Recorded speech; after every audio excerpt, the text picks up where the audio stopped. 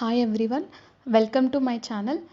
I'm doing this NCERT series of geography for my UPSC as a part of my UPSC and APPSC preparation, and I hope that ఈ videos మీకు కూడా useful అవుతాయన్న ఉద్దేశంతో I'm sharing this.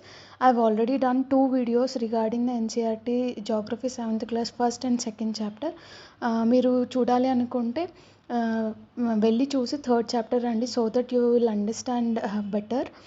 And today we are going to discuss about the third chapter of 7th class NCERT geography, our changing earth. అసలు భూమిలో changes ఎలా వస్తున్నాయి, దేని వల్ల వస్తున్నాయి, వాటి బ్రీఫ్ ఇంట్రడక్షన్ గురించి ఈ చాప్టర్లో డిస్కస్ చేయడం జరిగింది. లైక్ ఈ చేంజెస్ అంటే వెరీ బ్రీఫ్గా అరౌండ్ 1 to 2 పాయింట్స్, ఒక్కొక్క ఫ్యాక్టర్ వచ్చేసి 2 points we will discuss. And coming to the chapters details, the lithosphere అంటే భూమిలో చేంజెస్ ఎందుకు వస్తాయి అని మనము గమనించినట్లయితే, the lithosphere is divided into like several plates, tectonic plates. ఈ టెక్టానిక్ ప్లేట్స్ మూవ్ అవ్వడం వల్ల అర్త్ మనకు తెలియకుండానే చిన్నగా మూవ్ అవుతూ ఉంటుంది అనమాట.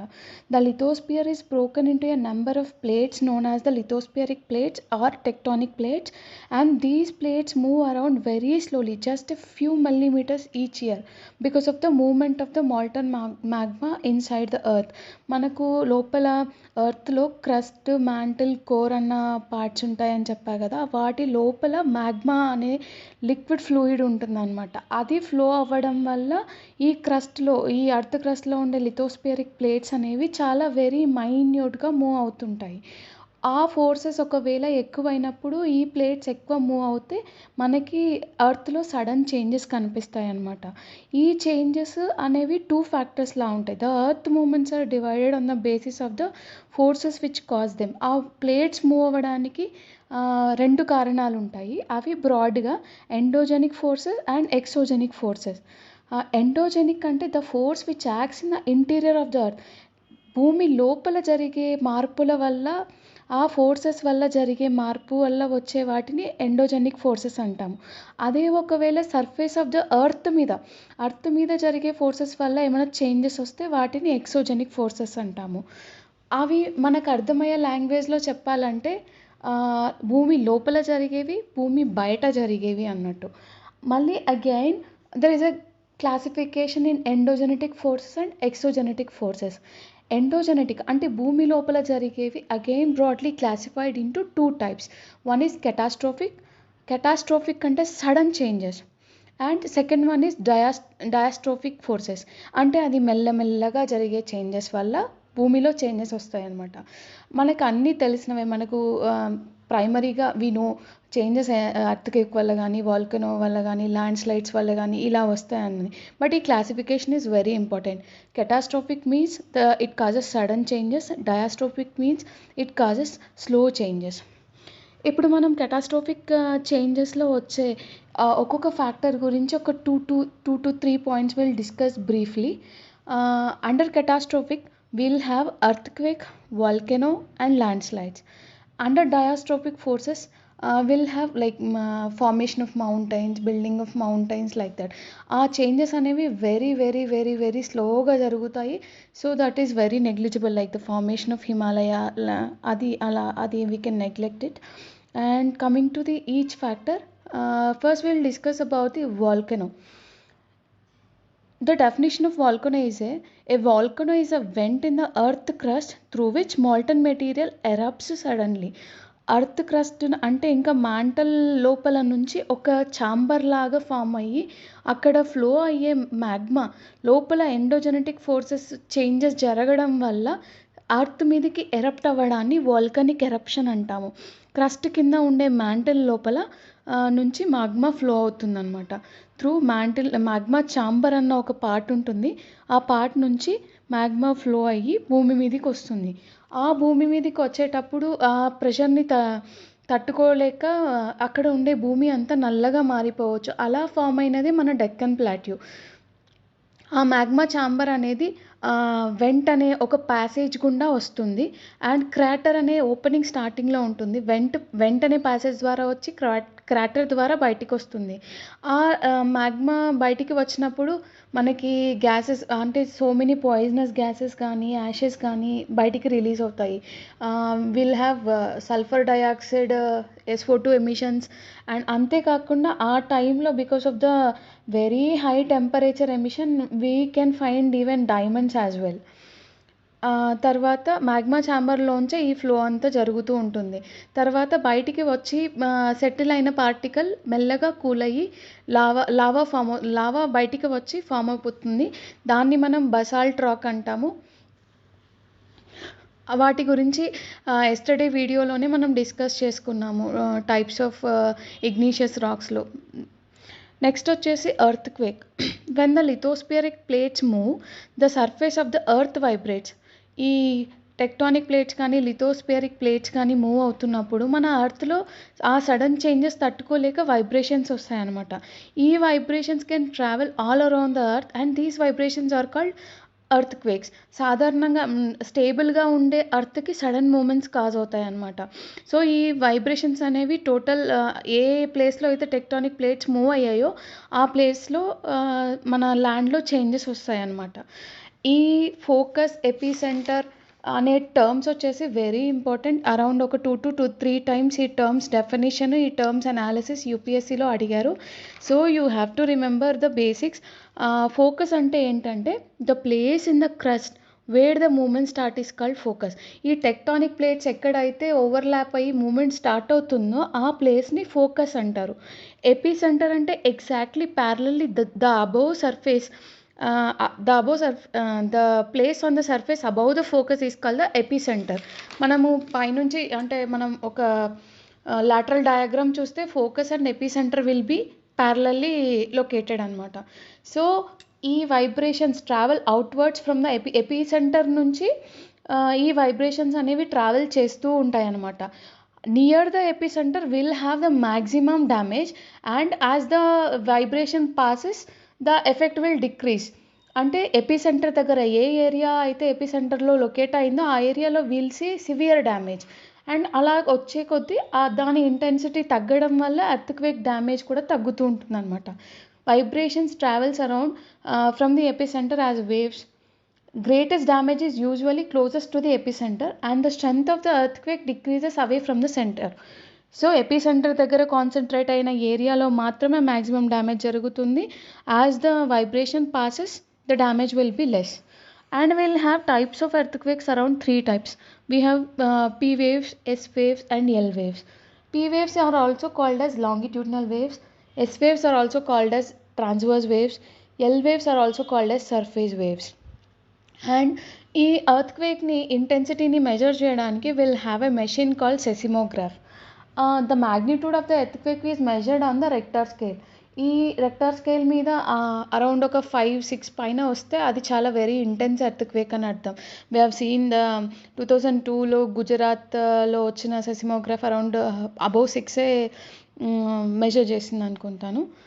Next we have seen earthquake, volcano, and these under catastrophic forces we have seen earthquakes and volcanoes. Coming to the exogenic forces. Exogenic forces are nothing but which we can observe the changes on the surface, like because of the erosional factors or depositional factors. మనము river ద్వారా కానీ, wind ద్వారా కానీ, see waves ద్వారా కానీ, glaciers ద్వారా కానీ, desserts ద్వారా కానీ వచ్చే changes we can observe on the surface of the earth. వాటిని ఎక్సోజెనిక్ ఫోర్సెస్ అంటారు. If you observe regarding the river, first of all waterfall. When the river tumbles at the steep angle over very hot rocks or down a steep valley side, it forms a waterfall. ఒక water body వచ్చేసి ఒక hard రాక్ని ఇట్లా గుద్దుకొని కిందికి రావడాన్ని water fall అంటాం అనమాట.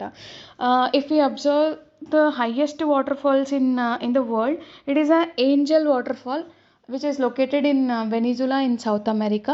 And the famous other waterfalls are Niagara waterfall, which is located between the Canada and USA and North America.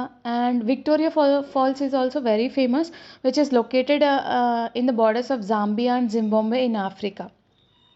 Coming to the river, when the when a river enters the plain, it twists and turns, forming the large bends known as meanders. ఒక నది ప్రవహించేటప్పుడు, ఒక ప్లేన్లోకి enter అయ్యేటప్పుడు అది వంకలు తిరుగుతూ ఇలా ఇలా వెళ్తుంది. దాన్ని మనం మియాండర్ అంటాము. ఆ మియాండర్లో due to continuous erosion and deposition along the sides of the meander, the ends of the meander loops comes closer and closer, and in due course of time the meander loop cut off from the river and forms a cut off lake called Oxbow Lake. అంటే ఆ వంపులు తిరుగుతూ ఉన్న మియాండర్లో రాళ్ళు అవన్నీ తీసుకొని వస్తుంటుంది అనమాట. ఎరోజనల్ ఫ్యాక్టర్స్ తీసుకొని వస్తుంటుంది. అవి బరువు ఎక్కువ చెప్పి ఏమవుతుందంటే ఒక కొన వచ్చేసి మన బొటన వేలు, చూపుడు వేలు ఇలా పెట్టుకుంటే మనకు ఆక్స్బో లాగా ఫామ్ అవుతుంది. అదొకటి వచ్చేసి బరువు తట్టుకోలేక బయటికి వచ్చేసి సపరేట్గా it will form as a separate lake, that is called as oxbow lake. తర్వాత ఆ రివర్ ఫ్లో అవ్వుకుంటూ సముద్రం దగ్గరికి వచ్చేటప్పుడు దాని ఫ్లో ఇంటెన్సిటీ తగ్గుతుందన్నమాట. Because as the river approaches sea, river begins to break up into a number of streams called distributaries. దాని flow వచ్చేసి డిఫరెంట్ డైరెక్షన్స్లో డివైడ్ అయిపోతుంది. The river becomes so slow that begins to deposit its load and each distributary forms its own mouth. అక్కడ డిఫరెంట్గా divide అయిపోయి each mouth దగ్గర distributary form అవుతుంది. అండ్ ఆ మౌత్ దగ్గర ఫామ్ అయ్యే సెడిమెంట్స్ అన్నీ కలిపి ఒక డెల్టాలా ఫామ్ అవుతుంది. ఫర్ ఎగ్జాంపుల్ గ్యాంగర్ delta, Godavari delta in Andhra Pradesh, we can see that. And coming to the sea waves, సముద్రంలో అలల తాకిడి తట్టుకోలేక సముద్రంలో ఆల్రెడీ కొన్ని రాక్స్ ఉంటాయి కదా, ఆ రాక్స్ వచ్చేసి ఈ అలల వల్ల కొన్ని మార్పులకి గురవుతుంది అనమాట. సో అలలు కంటిన్యూస్గా హిట్ అవ్వడం వల్ల ఆ రాక్స్లో చేంజెస్ వస్తాయి. అలా చేంజెస్ వచ్చేవి ఏంటంటే, ఒక రాయికి అలా తట్టుకొని ఒక గుహలాగా ఫామ్ అవ్వడం, లేదంటే ఒక ఆర్చ్ లాగా ఫామ్ అవ్వడం, లేకుంటే ఒక టోటల్ షేప్, ఒక స్టాక్ అంటే ఒక నిలువు రాయిలాగా ఫామ్ అవుతుంది. అది ఇప్పుడు ముందున్న షేపు ఎదర్ మేబీ కోనికల్ కావచ్చు, రెక్టాంగులర్ కావచ్చు, స్క్వేర్ కావచ్చు, కానీ ఒక స్టాక్ ఒక స్తంభం లాగా ఫామ్ అవుతుంది అనమాట. బికాజ్ అంత ఉధృతిగా వేవ్స్ హిట్ చేయడం వల్ల ఇవి ఫామ్ అవుతాయి. The erosion and the deposition of the sea waves gives rise to the coastal landforms. And next factor వచ్చేసి గ్లేషియర్స్. ఈ గ్లేషియర్స్ అనేవి, glaciers are the rivers of ice which to erode the landscape by bulldozing soil and stones to expose the solid rock below. ఈ glaciers అనేవి ఎక్కువ వాటర్తో కూడుకొని ఉంటాయి అన్నమాట. ఇవి కూడా రాక్స్ హిట్ చేయడం వల్ల అండ్ టెంపరేచర్ పెరగడం వల్ల అవి మెల్ట్ అవుతాయి అన్నమాట. The material carried by the glacier such as rocks, big and small, sand and silt gets deposit. These deposits form a glacial moraines. ఈ ఎరోజనల్ ఫ్యాక్టర్స్ వల్ల కూడా గ్లేషియల్ మొరైన్స్ అనేవి ఫామ్ అవుతాయి. అండ్ నెక్స్ట్ వచ్చేసి deserts. An active agent of erosion and deposition in the desert is wind. Wind ద్వారానే ఈ erosion కానీ deposition కానీ డెజర్ట్స్లో జరిగేది విండ్ ద్వారానే అనమాట. మనము డెజర్ట్లో ఉండే రాక్స్ని గమనిస్తే అవి మష్రూమ్ షేప్లో ఉంటాయి. In the deserts you can see the rocks in the shape of mushroom, commonly called as mushroom rocks. ఇవి ఎందుకు అలా జరుగుతాయి అంటే, విండ్స్ అనేవి the lower section of the రాక్ని ఎక్కువ తీసుకెళ్ళగలుగుతాయి కానీ అప్పర్ పార్ట్ని తీసుకుపోలేవు. సో అవేమైపోతాయి, లోయర్ పార్ట్ వెళ్ళిపోయి అప్పర్ పార్ట్ అలాగే మిగిలిపోవడం వల్ల మనకు ఒక పుట్టగొడుగు షేప్, ఐ మీన్ మష్రూమ్ షేప్లో ఈ రాక్స్ ఉండిపోతాయి అనమాట. Therefore the rocks have the narrow base, అంటే కింద సన్నగా ఉండి పైన వైడర్ టాప్ ఉంటుందన్నమాట. అండ్ శాండ్ డ్యూన్స్ వచ్చేసి when the wind blows it lifts and transports the sand from one place to another, and when it stops blowing the sand falls and gets deposited on the low hill like a structure. ఏమవుతుందంటే, డెజర్ట్స్లో డెజర్ట్స్లో wind flow అయ్యి అక్కడ ఉండే ఇసుక రేణువుల్ని అన్ని తీసుకొని వచ్చి ఒక కుప్పలాగా form అవుతుంది. ఆ విండ్ ఫ్లో అవ్వడం ఆగిపోయినప్పుడు ఆ కుప్ప అలాగే ఉండిపోతుంది. వాటినే శాండ్ డ్యూన్స్ అంటాము. అలాగే similar to sand dunes we have one more word called as loess. When the grains of sand are very fine and light, the wind can carry it over a very long distance. అంతే కదండి, రేణువులు ఎక్కువ ఉంటే అవి బరువు ఉంటాయి కాబట్టి తక్కువ డిస్టెన్స్కి మోసుకుపోగలుగుతాయి. కానీ ఇక్కడ very fine and light structure ఉండడం వల్ల wind can carry it to the longer distance. అలా లాంగర్ డిస్టెన్స్కి ట్రావెల్ చేసి ఆ లాంగర్ డిస్టెన్స్ ఇన్ లార్జర్ ఏరియాస్లో అక్యుములేట్ చేస్తే వాటిని లాయిస్ అంటారు. ఇలాంటి స్ట్రక్చర్స్ ఇలాంటి loess we can found in China అన్నమాట.